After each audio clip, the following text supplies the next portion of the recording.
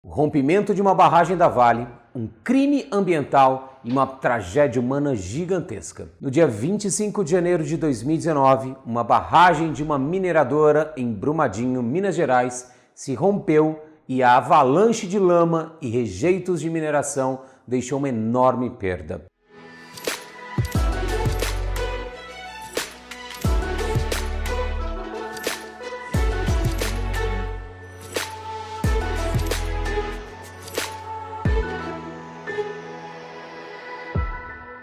Deslizamento no município mineiro é o maior acidente de trabalho da história do Brasil. E segundo especialistas e rankings compilados pela BBC News Brasil, poderá se tornar o segundo acidente industrial mais mortífero do século XXI em todo o mundo.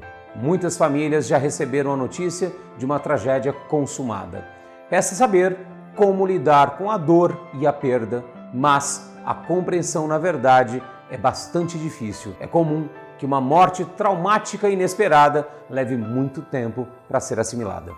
Embora a morte seja a única certeza da humanidade, lidar com ela provoca uma dor intensa, gera um sentimento de revolta e traz um vazio interno profundo. Sobreviventes de acidentes ou pessoas que perderam alguém nessa situação podem sofrer efeitos ainda mais intensos, já que é comum reviver as emoções do ocorrido, as sensações de medo, impotência e a impossibilidade de fazer algo. Por isso, é extremamente importante falar sobre o luto e enfrentar os fantasmas do ocorrido, seja ele qual for.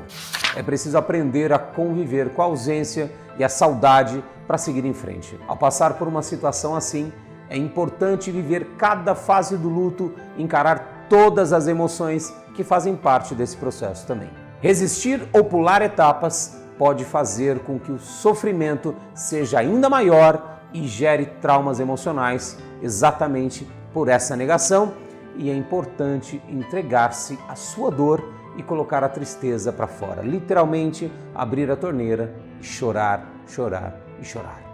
O processo de luto ele é acompanhado por diversos sentimentos e emoções como tristeza, raiva, culpa, ansiedade e solidão. No total, são 5 fases do luto. A primeira, a negação total.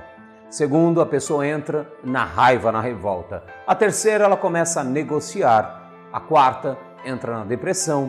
E a quinta e última, a aceitação. A primeira etapa é a negação.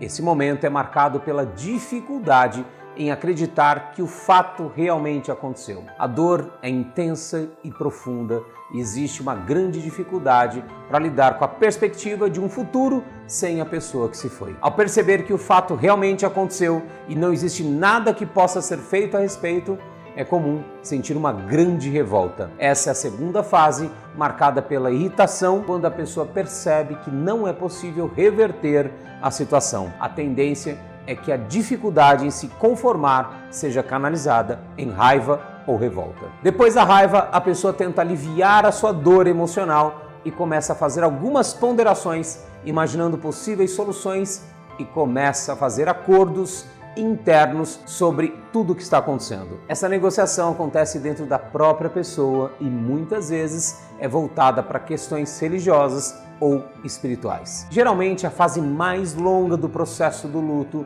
é caracterizada por um sofrimento intenso, e aí essa etapa é marcada por uma sensação de total impotência, desesperança, culpa e melancolia, sendo comum que a pessoa precise de um período aí de isolamento e apresente uma grande necessidade de introspecção, e aí essa fase chamamos de depressão do luto. Porém, no último estágio, a pessoa consegue ter uma visão mais realista e passa a aceitar o fato como ele é.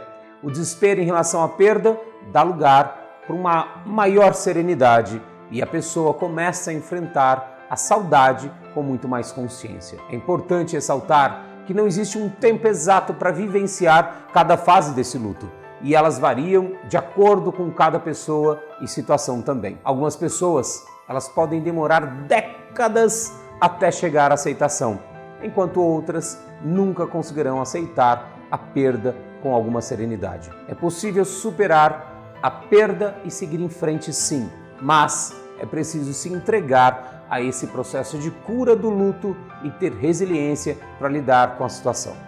Quando perdemos alguém que amamos, é comum que a culpa e o peso na consciência tomem conta dos nossos pensamentos e emoções.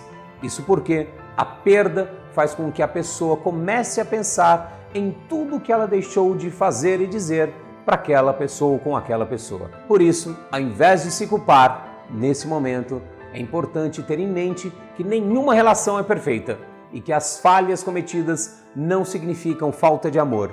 Entenda que você fez o que foi possível fazer diante de cada circunstância e não se torture pelo que não foi possível fazer, porque isso também não vai voltar nada atrás. Faça todos os ajustes possíveis para aprender a conviver com a ausência da pessoa. Mude alguns hábitos e crie maneiras positivas de enfrentar a saudade, como, por exemplo, iniciar um curso, fazer um trabalho voluntário ou ir viajar por um período ou também mudar de casa em que você vivia com essa pessoa. Procure algo que proporcione prazer e traga uma sensação de preenchimento.